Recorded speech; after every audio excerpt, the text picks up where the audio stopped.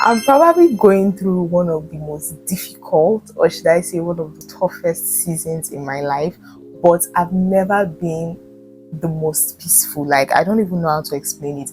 Earlier this year, when I was writing out my prayer points, because I have this thing I do where it's like, because I think from December there's Shiloh, then January there's like 21 days prayer and fasting. So all of the scriptures that speak to me through all those spiritual programs, I write them all out together and I turn it into prayer points for the year.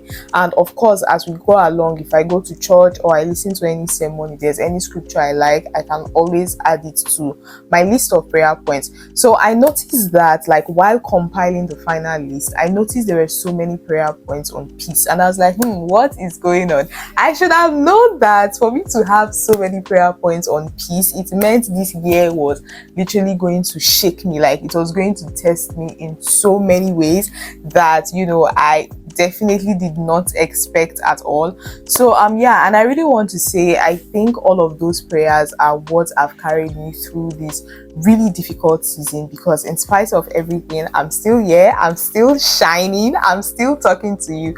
So yeah, besides the prayer, I think there's still some like mindset shifts that have literally carried me through this season.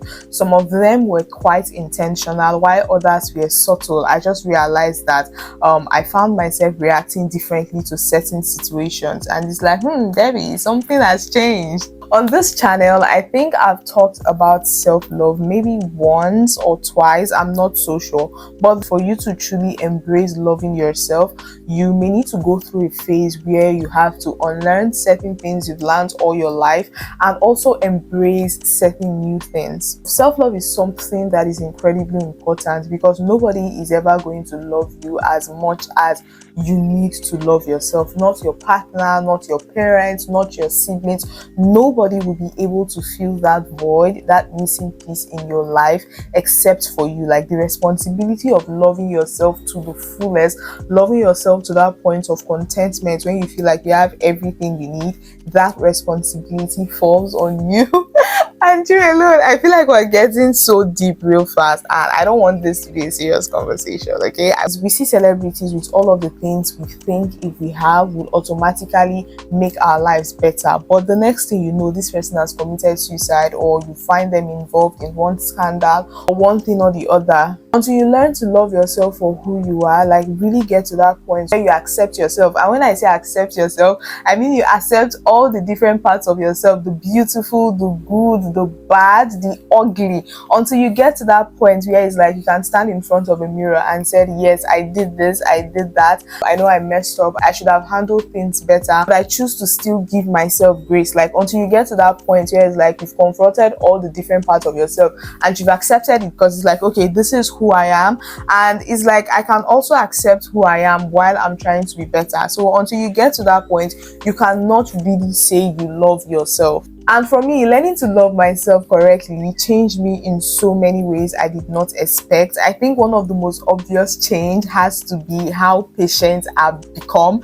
I never used to be a patient person at all, but these days I find myself handling situations differently. I find myself responding to things in a more calm manner, and I'm like, who's that girl? And I must say that I love it for me. It's not even just the fact that I'm now more patient, it's also the peace that comes with this patience, because I know that I'm not just waiting in vain, I'm waiting with intention, because I know everything that I'm expecting is going to come to me. In this video, I'm going to be sharing with you all of the mindset shifts that has helped me enter this next level of self-love. So, number one, I now speak to myself as I would a friend.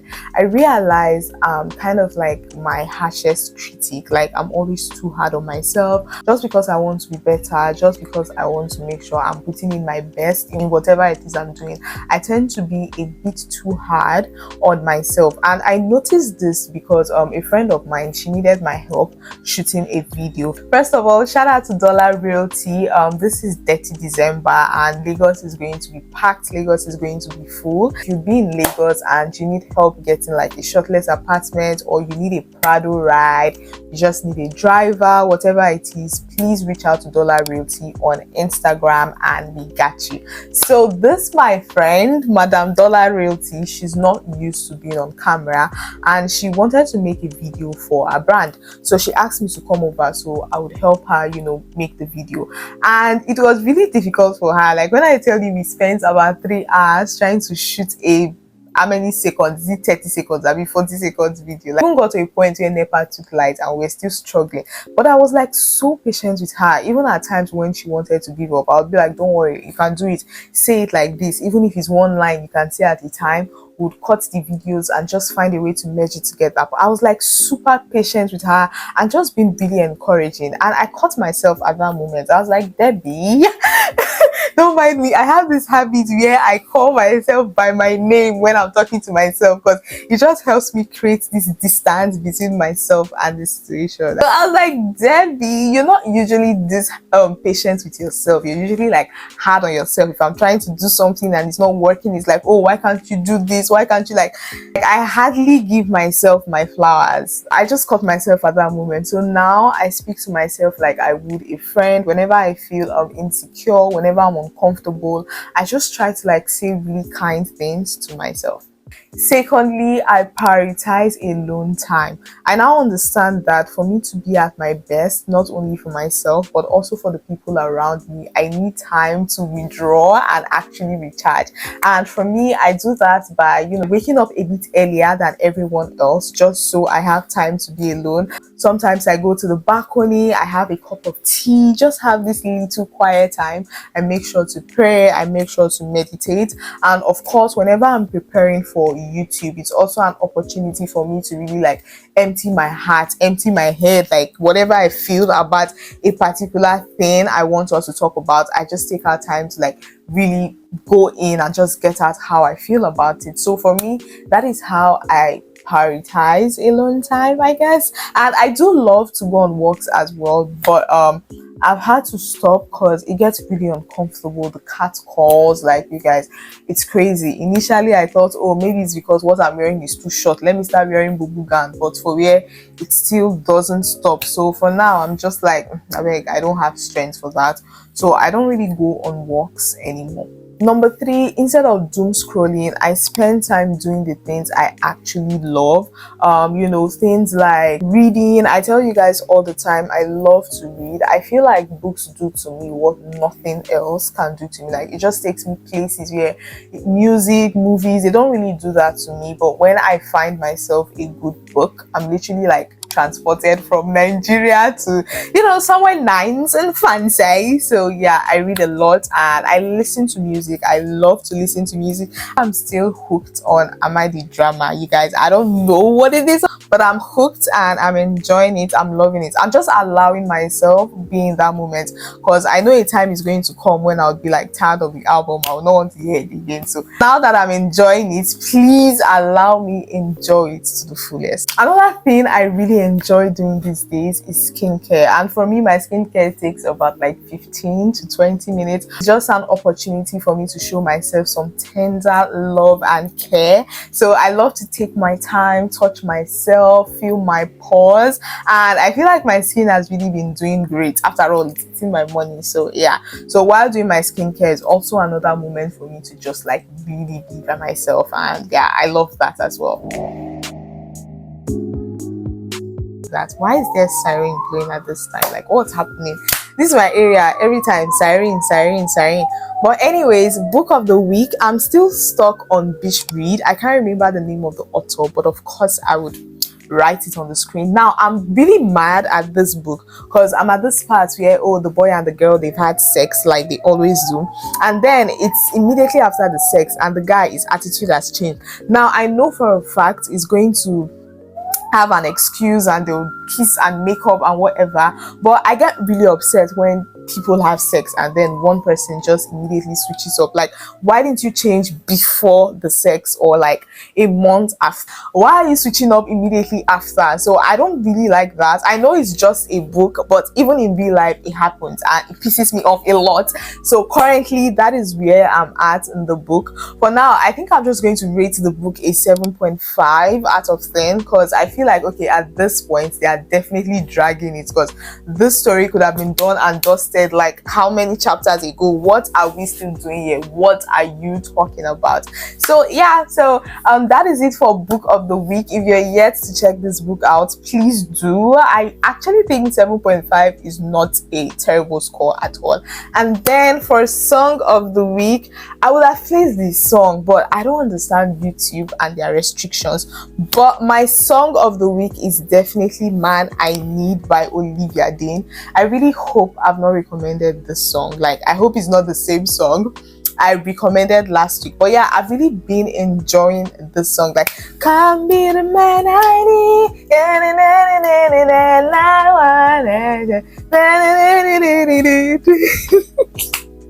It's so crazy how I don't even know the lyrics, but when I tell you I'm obsessed with the song, it just puts me in this feel good, vibey kind of mood. So if you want to be in a vibey mood like Debbie, you want to make sure you add that to your playlist. What number are we on? I think we're on number 4. So I prioritize spending time with people that fill me up.